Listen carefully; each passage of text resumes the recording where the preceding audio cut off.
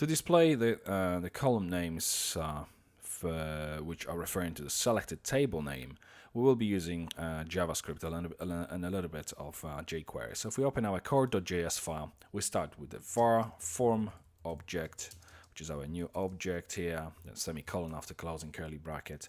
First ID container, which will be columns, which is where we're going to be putting all these data received from this specific AJAX call.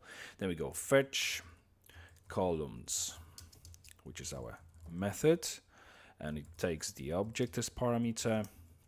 First thing will be var v, which is object val, which is basically taking the value of this specific object. And now we check if v does not equal blank, then we process it. Else what we do is take the ID of the form object ID container, and we make sure that HTML is blank. Basically we emptying the container.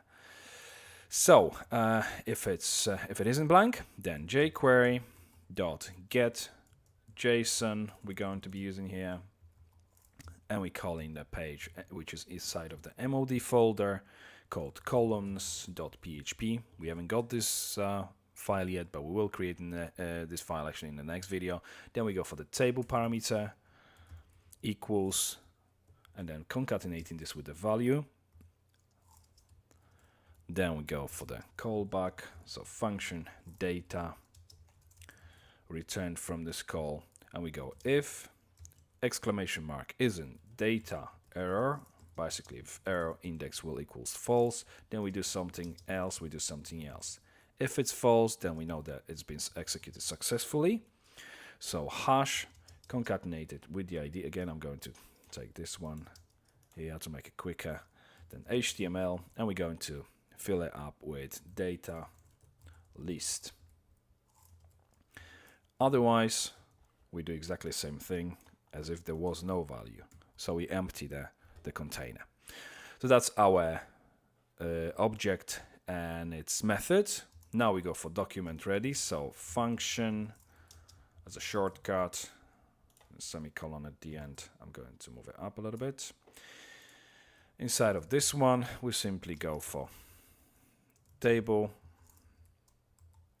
live change. Obviously table in this case is our select menu, so when it's changing function, and we go for form object, and we call our fetch columns method, passing the instance of our select object as parameter.